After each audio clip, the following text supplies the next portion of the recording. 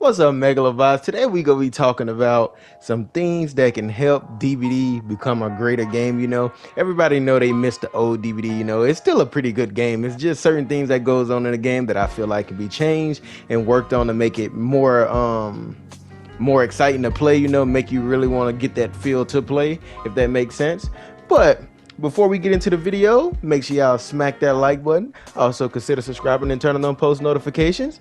But one of the main things I feel like can help this game become a way better game is skill-based matchmaking. And the reason why I say that is because I feel like some of the newer players that come to DVD, they get into games with us that have been playing forever. So it's like when they come and try to chase us and do things, they don't know how to win the mind games and how to do certain plays to end chase pretty fast. So they usually end up chasing you for about 5 minutes and lose the game within 5 minutes. You can lose the game pretty easy if you're not creating the right pressure.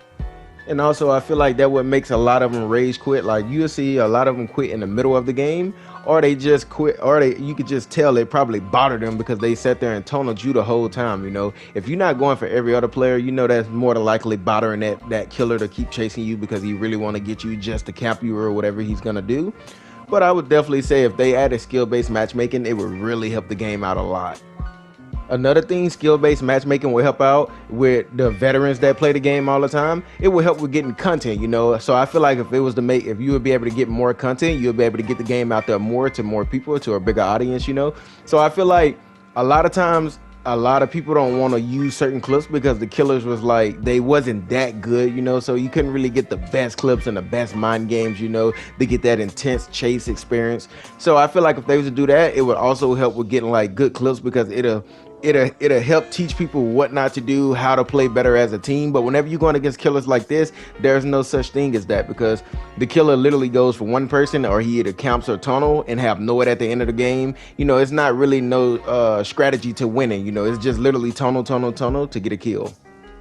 And I know it's one thing that we all can agree on. Dead by Daylight is a team-based game. No matter how good you is, no matter what you do, if your team is not performing well to get the dub, you're gonna lose.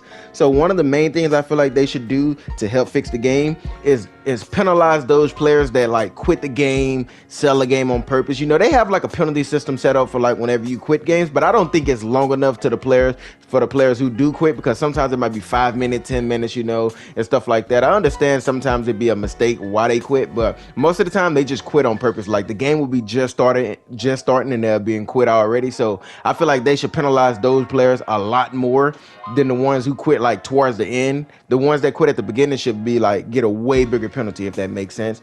And then on top of that, I feel like they should do something with the players who sell in-game. They should have like some kind of way of picking up to somebody who's selling on purpose. You got the ones that go around just dropping pallets for no reason. You got the ones that go around giving away your location to the killer, and it also got the ones that's AFK pretty much majority of the game. I feel like they should get a penalty too, even though they didn't quit the game, because it still hurt the game progression all the way around. Because if you can force somebody out of the game pretty early on, it's pretty easy for the killer to even count the killer to camp and tunnel even more. So I feel like they should definitely start penalizing like players who sell in the game on purpose, because it's like you can report players and it does absolutely nothing.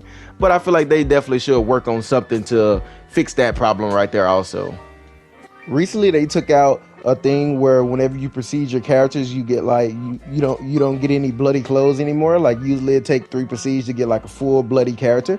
I feel like they was to add something back to the game where you can get a reward for like reaching max level and then being able to prestige. That'll bring like more fun to the game, because the players that been playing for a while, it's like now that they're playing, there's nothing to achieve besides getting a dub. Like you just level up your character, you don't get anything for it. I feel like they should add some kind of reward system, not nothing special where it's like they're losing money or anything like that. It's just something to have them to grind for. Like if they know if they grind for this, they'll be able to get this that other players don't have because they haven't grinded that much or grinded that far yet. So I feel like if they do something like that, it'll definitely add some spice to the game and make the old players want to play even more, if that makes sense. One way I feel like they can change the game also and help with like players being toxic and stuff like that. If you ever played GTA, you know whenever you get in there, you constantly blow up people's cars and keep killing people on GTA and stuff like that. What it usually does is once you keep doing it, it'll put you in a naughty lobby for like a few days, and you go against nothing but players who play toxic also. I feel like if they was to do something like that, let's just say if you be toxic, like you a constant teabagger, right?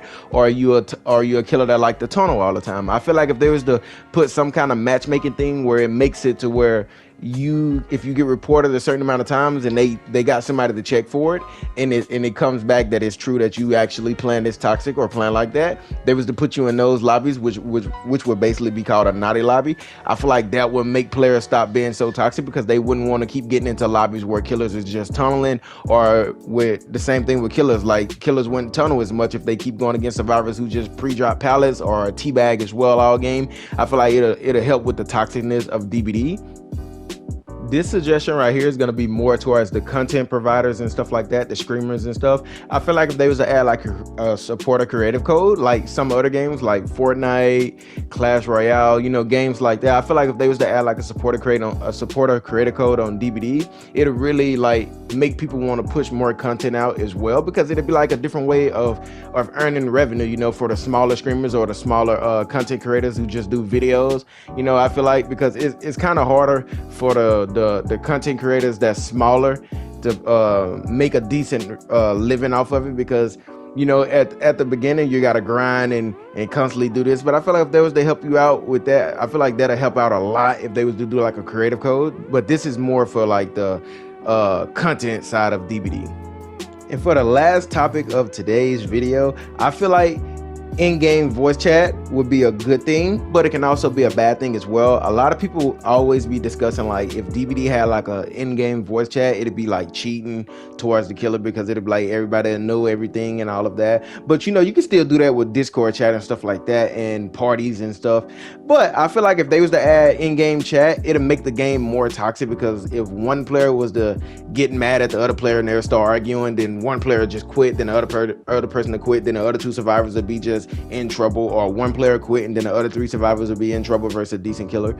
But I feel like if they was to add in-game chat, they would have to like hire some people that will like if you report a certain clip that like this person saying this, or you know, something that they shouldn't have said in the first place, to go review it and see, and if they did say something that they shouldn't have said, you know, they need to work on penalties and stuff, or how they gonna handle that situation. You know, I feel like if they were to do stuff like that, it'll be good to add in-game voice chat. But if they wasn't to do that, I would say it's kind of good to keep in-game voice chat off, because it's a lot of people who rage on different games and will say stuff that, you know, in the heat of the moment that they're mad, will say things that, you know, probably will affect that other person that's listening in a way that they might not never want to play the game again, because of the toxicness of DBD, you know. So I feel like if they was to do like different things into DBD, or even just make something like where the community can agree on this, if majority win, you know, they can probably try to work on a change to do that also. And if y'all hear my dog barking, that's just my dog in the background being a dog, you know. So but anyways, if y'all enjoyed the video, make sure y'all smack that like button. Also, subscribe if you enjoyed, and turn on post notifications. For everyone who is new to the video, I live stream Monday through Friday, at least 4 to 5 hours a day.